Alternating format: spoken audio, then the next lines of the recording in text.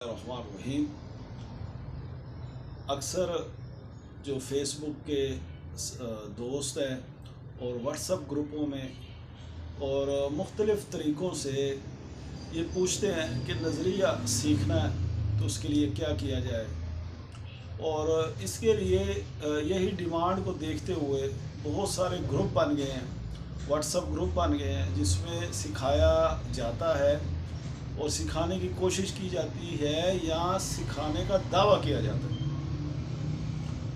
اور سننے میں آیا ہے کہ واٹس ایپ گروپ ایسے بنے ہیں جہاں باقاعدہ فیس لی جاتی ہے اور اس میں سکھانے کی بات کی جاتی ہے، لوگ ان سے بھی ملتے ہیں، بلکہ ایک گروپ ایسا بھی بن گیا ہے،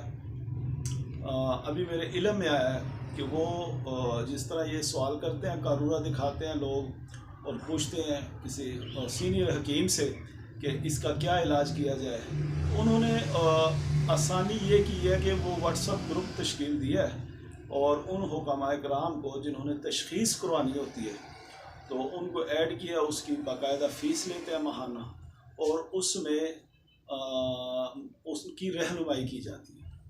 اچھا، یہ غلط ہے یا صحیح ہے، لیکن بہرحال ایک عجیب سا لگتا ہے یہ سلسلہ، اور ان لوگوں کے لیے تو بہت ہی زیادہ عجیب لگتا ہے کہ جو لوگ جنہوں نے باقاعدہ استاد سے سیکھا ہے، اور یہ جو واٹس ایپ ہے اور فیس بک ہے اور سوشل میڈیا کے آنے سے پہلے جو سیکھ چکے ہیں، ان کے لیے یہ بڑی عجیب سی بات نظر آتی ہے۔ مجھے بھی اکثر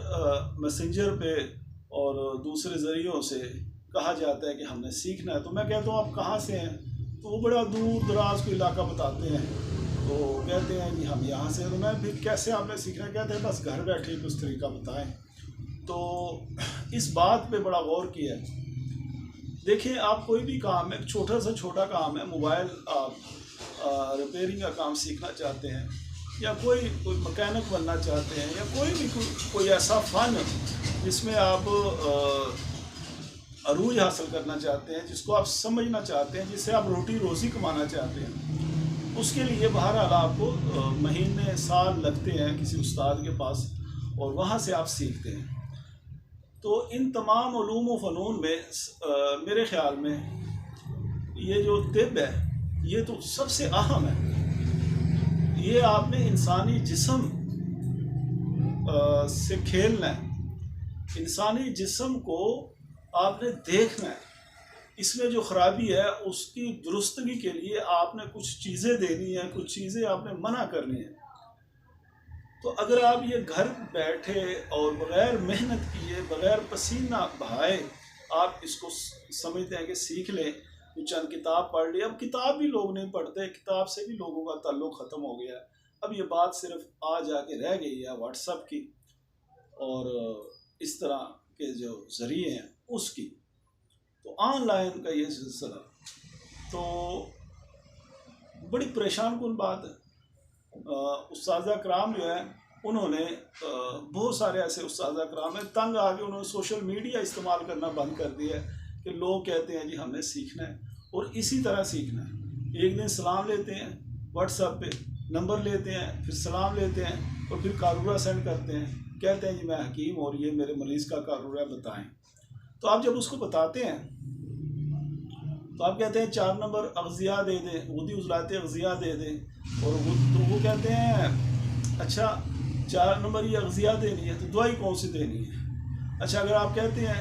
کہ غدی اعصابی ادویہ دینی ہے تو وہ کہتے ہیں، پھر سوال کرتے ہیں جی وہ مقدار کتنی دینی ہے؟ اگر مقدار کہہ لیں تو پھر کہتے ہیں یہ کھانے سے پہلے دینی ہے یا بعد میں دینی ہے۔ تو اس طرح ان کا علم یہ ہے کہ ان کو اتنا ہی نہیں پتا کہ یہ جو ادویات ہے یہ آپ جو دے رہے ہیں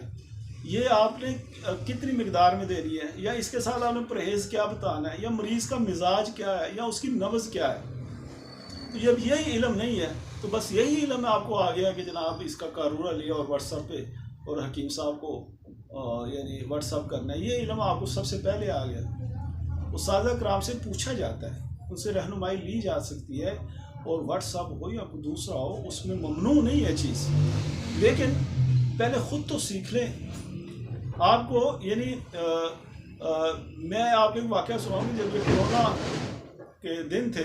تو ایک بندے نے مجھے یہ واقعہ سنایا، ایک حکیم صاحب ہے میرے دوست، انہوں نے کہا کہ مجھے خود، یعنی وہ دوست نے کہا کہ مجھے ٹائیفائڈ بخار ہو گیا، کہتا بخار اترنے کا نام نہیں لے رہا تھا، تو کہتا ہے جب وہ میں نے ٹیسٹ کرایا تو ٹائیفائڈ بخار تھا۔ بڑا اچھا وہ حکیم ہے، کہتا مجھے سمجھ نہیں آ رہی تھی کہ میں نے کھانا کیا ہے، پینا کیا ہے، کرنا کیا ہے، وہ عجیب سی صورتحال تھی، وہ ایک قیامت تھی کرونا کے دنوں میں۔ وہ کہتے ہیں کہ میں نے اپنے استاد سے فون ان کو کیا اور میں نے کہا یہ ٹائیفائڈ کو کیا دینا ہے، تو انہوں نے کہا کس کو ہے، میں نے کہا مجھے ہے، تو انہوں نے کہا اکسیل 5، اور ان کے پاس مریض بیٹھے ہوئے تھے استاد کے پاس، تو انہوں نے فون بند کر دیا۔ کہتا مجھے سمجھ آ گئی کہ اس کا علاج میں نے کیا کرنا ہے، تو کہتا ہے کہ میں نے اکسیل 5 اور شدید 5 یہ ملائی، اکسیر بادیاں بھی ملائی اور میں نے استعمال کیا، الحمدللہ 20-22 دن میں نے کھائی اور میرا معاملہ ٹھیک ہو گیا۔ تو آپ تھوڑی رہنمائی اس طرح لے سکتے ہیں، یعنی اگر آپ کو کوئی قارورہ کسی کو سینڈ کرتے ہیں، وہ آپ کو کہے کہ آپ اس کو غدی ذراتی اغذیہ دیں، تو آپ سمجھ جائیں، اتنا تو آپ میں شعور ہونا چاہیے، اتنا علم تو ہونا چاہیے بہرحال کہ آپ کو سمجھ ہو کہ اب میں نے آگے اس کو چلانا کیسے ہے۔ تو میں اس پہ جب غور کرتا ہوں کہ اس کا حل کیا ہے، اور یہ جو طب ہے جس کو ہم علم و حکمت کہتے ہیں اور انبیاء کا یہ پیشہ کہتے ہیں اس کو، تو اس کو سیکھنے کے لیے میں آپ کو 3 اصول، رہنما اصول بتا دیتا ہوں۔ اگر آپ اس کے مطابق کر لیں تو آپ بڑی جلدی سیکھ سکتے ہیں، لیکن اگر اس طرح نہیں کریں گے تو نہیں سیکھیں گے۔ آپ بڑا کچھ بن جائیں گے، آپ کا نام بن جائے گا، پوری دنیا میں آپ کا نام ہو جائے گا، لیکن وہ تشخیص، تجویز وہ نہیں ہوگی۔ اس کے لیے 3 چیزیں ہیں۔ سب سے پہلے ایک استاد ہونا چاہیے، استاد کے ساتھ جڑ جائیں، مستند استاد ہو، اس کی خدمت، واٹس ایپ کے ساتھ نہیں جڑنا، سوشل میڈیا پہ نہیں استاد کے ساتھ جڑنا، بلکہ عملی طور پر استاد کے پاس جائیں، جہاں بھی ہو، ان کے ساتھ وقت گزاریں، ان کا طریقہ علاج دیکھیں، ان کی نبض اور ان کی تشخیص دیکھیں۔ ایک تو استاد ہو گیا۔ دوسرا یہ ہے کتاب میں بھی بڑا علم ہے۔ میں کہتا ہوں کہ ہر چیز کتاب میں نہیں ہے، لیکن آپ کہیں کہ کتاب میں ہے ہی کچھ نہیں تو یہ بھی غلط ہے۔ کتاب میں بڑا کچھ ہے۔ جب آپ استاد کے پاس بیٹھیں گے، استاد سے علم سیکھیں گے، اس کے بعد پرکھیں گے کتاب پر، کتاب کا جو علم ہے اس پہ، یا کتاب کے علم کو، استاد کی باتوں کو تطبیق دیں گے، آپ ایک نئی بات سامنے آئے گی۔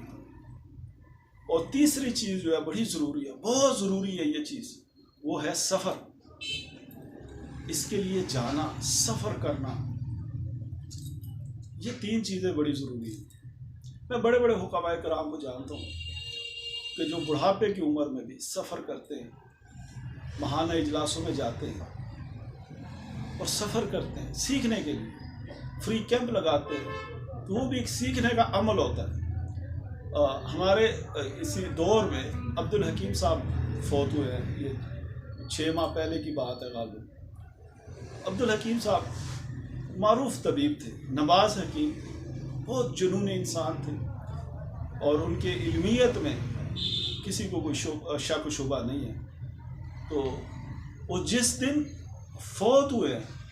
یا کہہ لیں شہادت ان کی ہوئی ہے، سفر میں تھے، ایکسیڈنٹ ہوا تھا ان کا، تو جس دن وہ یہ ان کی فوتگی ہوئی ہے، وفات ہوئی ہے، اس دن بھی وہ آ رہے تھے، اپنے مطب پہ نہیں آ رہے تھے، اپنا مطب تو ان کا گوجرانوالہ میں تھا نا،